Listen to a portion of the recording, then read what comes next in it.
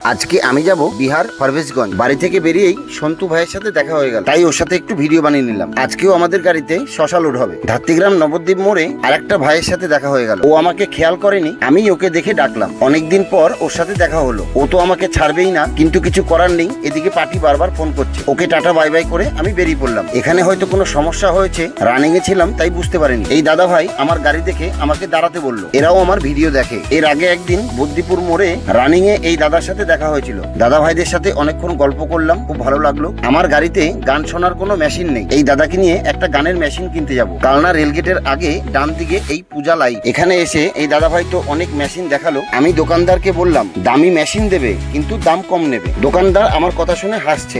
এইদিকে আমার গাড়ি দেখে আরেকজন ফলোয়ার আমার সাথে দেখা করতে এসছে। এর বাড়ি কালনাতেই। ও 4 টন গাড়ি চালায়। অবশেষে 1000 টাকা দিয়ে একটা বক্স কিনলাম। তো ফাইনালি যেখানে লোডিং হবে সেখানে চলে এসছে এবং লোড করাও শুরু হয়ে গেছে। মেশিনটা কিনতে গিয়ে একটু দেরি হয়ে গেছে। ড্রাইভার মানে শুধু গাড়ি চালানো নয়, একটা দায়িত্বও থাকে মাথার ওপর। এখান থেকে গুনে ওঠানো আর ওখানে গুনে নামানো এবং টাইম মতো মান্ডিতে পৌঁছানো, এসব দায়িত্ব নিতে হয় প্রতিটা ড্রাইভারের। লোড করার পর খেয়াল করলাম টাকাটায় হাওয়া কম আছে, তাই নিমাইদার কাছে টায়ারটা দেখিয়ে নিলাম। কেননা অনেক দূরের রাস্তায় যেতে হবে। এই ভদ্রলোকের জন্য এত কষ্ট করতে হলো। এবার আমাদের বেরোতে হবে। তোমরা সবাই ভালো থাকবে। আবার দেখা হবে পরের ভিডিওতে। আজকের মতো এইটুকুই। Tata bye bye.